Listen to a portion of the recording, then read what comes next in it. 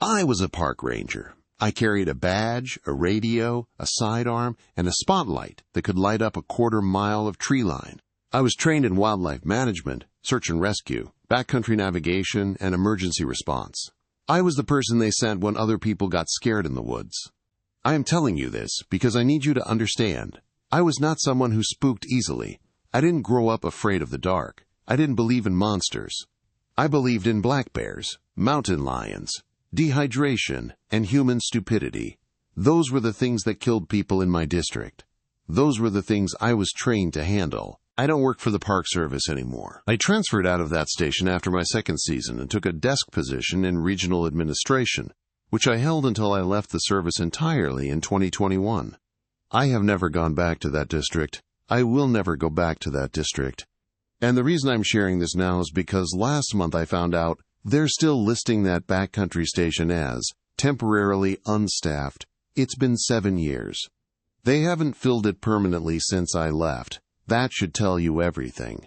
But I'll tell you anyway. In the spring of 2017, I took a seasonal position at a backcountry ranger station in a national forest in the Pacific Northwest. I'm not going to name the specific forest or the station. People who know the area will probably figure it out, and that's fine, but I'm not putting it in writing. The station was small, a single-story cinder block building with a radio room, a kitchenette, a cot, and a bathroom that worked about 70% of the time. It sat at the end of a Forest Service road, about 14 miles from the station. The closest town was 40 minutes of gravel driving in good conditions. In rain or snow, you could double that. My job was backcountry patrol. I maintained trails, checked permits, monitored wildlife activity, and responded to any incidents in my sector, which covered roughly 200 square miles of old-growth forest, alpine meadow, and river drainage. During the day, that meant hiking, clearing deadfall, talking to backpackers. Standard work. But 3 nights a week, Tuesday, Thursday, and Saturday, I did night patrols. I'd take the service truck out on the fire roads that looped through my sector, spotlight the clearings, check the trailhead parking areas for vehicles that shouldn't be there, and log any wildlife activity. Poaching was the main concern at night. We'd had problems with elk poachers the previous season, and the night patrols were specifically added to deter that. For the first 6 weeks, the night patrols were the part of the job I liked best. The forest at night is a different world. You hear things you never hear during the day. The way sound carries across a valley in cold air, the rhythms of the nocturnal animals, the creek systems that seem louder after dark because everything else goes quiet. I drive slow with the windows down and just listen. It was peaceful. I felt like I was the only person on Earth.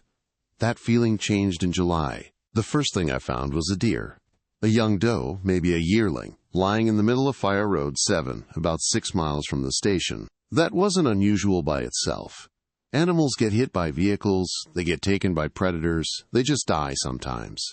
What was unusual was the position. The deer was on its back. All 4 legs were extended straight upward, rigid, like it had been placed that way and then frozen in position. No animal dies like that naturally. Rigor mortis doesn't pose a body. It locks whatever position the animal was in when it died. This deer looked like it had been arranged. I logged it, took photos, and moved the carcass off the road. I wrote it up as probable predator kill with possible human interference. Maybe someone hit it and posed it as a joke. Elk hunters are not always the most respectful people. 4 days later, I found a coyote on Fire Road 12. Same thing, on its back. Legs extended straight up, perfectly centered on the road. This one had been dead longer, maybe 2 days. But the positioning was identical. Same rigid geometry, same deliberate placement. I reported it to my district supervisor. He said it was probably the same poacher or prankster and told me to keep logging them and he'd send someone out if it continued. It continued. Over the next 3 weeks, I found 5 more. 2 more deer, a raccoon, a fox, and something I couldn't immediately identify because it had been partially disassembled. All on the fire roads. All on their backs. all with the legs extended in that same unnatural straight-up position. The one I couldn't identify had been taken apart carefully. Not torn by a predator, not hacked by a person. The joints had been separated cleanly, like someone who understood anatomy had disarticulated it with precision and then arranged the pieces symmetrically on the gravel. I stopped thinking it was a prankster after that one. My supervisor finally sent a wildlife biologist and 2 trail cameras. We set them up at the sites where I'd been finding the carcasses, motion-activated cameras with infrared capability, and a secondary audio recording feature. The biologist told me it was probably a mountain lion exhibiting unusual caching behavior. I didn't argue with him, but I'd seen mountain lion kills. They don't arrange anything. They drag, they cache, they cover. They don't pose. The cameras ran for 2 weeks. We captured plenty of footage. Deer, elk, a black bear, a family of raccoons, an owl. Normal wildlife. Nothing unusual. Nothing that explained the carcasses, which stopped appearing while the cameras were up. Whatever was doing it either knew the cameras were there or simply wasn't active during that period. But the audio was a different story. The biologist called me on a Tuesday and asked if I'd been doing any kind of maintenance near Camera 2, the one on Fire Road 12, about 8 miles from the station. I said no. He asked if anyone else had access to that road. I told him it was gated, and I had the only key.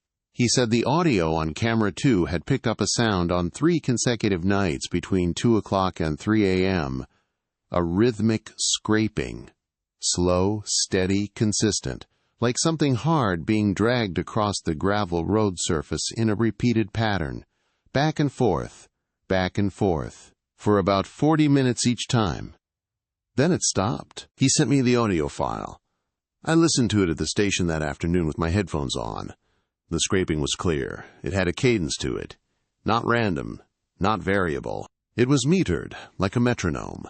About 2 seconds of scraping, a half-second pause, 2 seconds of scraping, a half-second pause, over and over, for 40 minutes. The motion sensor on the camera never triggered. Whatever was making the sound was either beyond the sensor's range or wasn't producing enough heat signature to activate the infrared. The biologist said that wasn't possible at that distance. I told him I didn't have an explanation. He said he'd request additional equipment. I never saw additional equipment. 3 nights later. Thursday.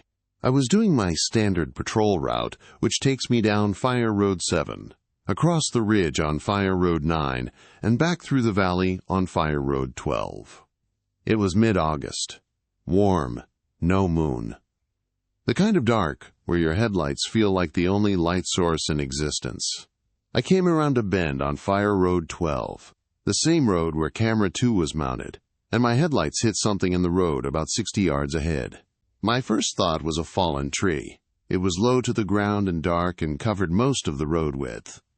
I slowed down and reached for the spotlight. Then it moved. I need to describe this carefully because it's the part I've replayed in my head more than anything else in my life, and I need to get it right. What was in the road was not a tree.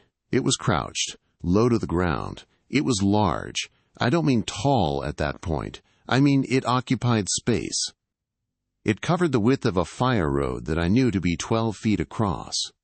It was dark, and I don't mean in shadow. I mean its surface was dark, like looking at something that was absorbing my headlights rather than reflecting them. When the spotlight beam hit it, it reacted. Not startled. It didn't flinch or bolt the way any animal would. It shifted. It adjusted. And then it stood up. I'm going to say that again, because I need you to understand what I mean. It stood up. From a crouched position that was maybe 3 feet high and 12 feet wide, it unfolded upward. The motion was wrong. I've watched animals stand up thousands of times in my career. Bears, deer, elk, big cats. They all move the same basic way. Legs extend, body lifts, weight shifts to the feet. It takes maybe a second or two. This took longer, 5, maybe 6 seconds. And the geometry was wrong. Parts of it moved that shouldn't have moved in that direction. Joints, or what I'm calling joints, because I don't know what else to call them, articulated at angles that don't exist in any animal I've ever studied. It was like watching something that had learned the concept of standing up from a description but had never actually seen it done. When it finished unfolding, it was tall. I was sitting in a Ford F-250 with the seat raised, looking through a windshield that put my eye line at about 5.5 feet off the ground. I was looking up at this thing. I'd estimate it was 8 to 9 feet at full height, maybe more. It's hard to judge at 60 yards in a spotlight beam. It stood there, facing me. I say facing because the top part of it, the part that was where a head should be, was oriented in my direction.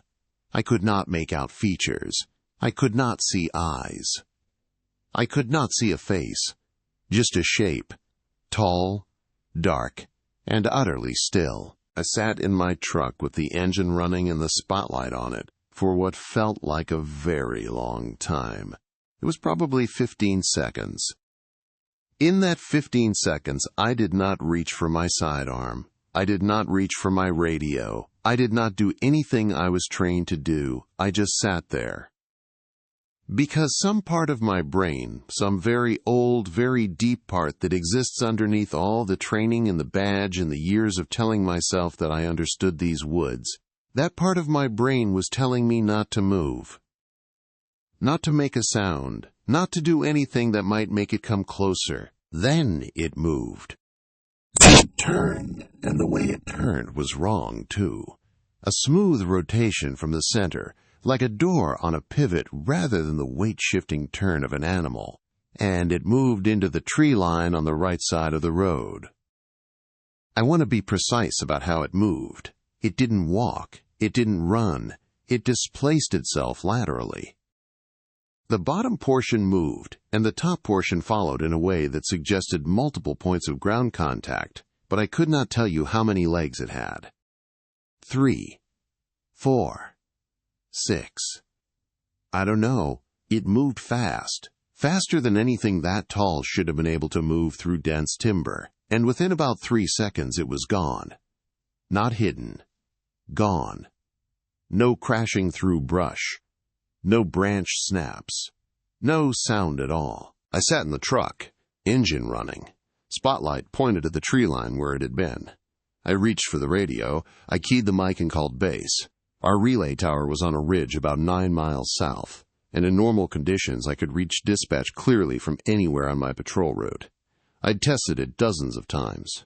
It always worked. Static. I called again. Identified myself, gave my position, requested immediate response. Protocol. Static. I switched to the emergency channel. Called again. Nothing. Not even static this time. Like the frequency didn't exist. I tried my cell phone. No signal, which wasn't unusual for that area, but I tried anyway. Nothing. I sat in that truck on Fire Road 12 for 22 minutes with no communication. I know it was 22 minutes because I watched the clock on the dashboard the entire time. I did not take my eyes off the clock because looking at the clock meant I was not looking at the tree line, and I had decided, in a way that felt less like a decision and more like a survival instruction, that I did not want to look at the tree line. At minute 22, the radio crackled and dispatch came through, clear as day, like it had never been out. They asked if I'd called. I told them I'd had a radio malfunction. They logged it. I finished my patrol, driving the rest of Fire Road 12 at 40 miles an hour instead of my usual 15, and went back to the station. I did not sleep that night. I sat in the radio room with every light on and my sidearm on the desk, and I watched the windows until sunrise. I did 2 more night patrols after that. On both of them, I drove the route fast, kept the windows up, and skipped Fire Road 12 entirely. On the second one, my last, I heard the scraping sound. The same rhythmic, metered scraping the trail camera had captured. But it wasn't coming from a fire road. It was coming from the woods behind the station. Back and forth. Back and forth. 2 seconds on, half second off. For about 20 minutes. I sat inside with my hand on the radio and my eyes on the back window. I couldn't see anything. The sound stopped, and it didn't come back. The next morning I called my supervisor and requested an immediate transfer. He asked why. I told him the station was too isolated for a single-person post and that the communication equipment was unreliable. Both of those things were true. They just weren't the reason. He approved the transfer. He didn't fight me on it. Looking back, I think he approved it faster than normal, like the request wasn't unexpected. Before I left, I talked to the maintenance coordinator who managed the physical infrastructure for the backcountry stations. He'd been with the Forest Service for 30 years. I asked him, casually, if anyone had ever reported unusual wildlife activity around my station. He looked at me for a long time. Then he said, "You did night patrols out there?" I said yes. He said, "How many before you stopped?" I asked him what he meant.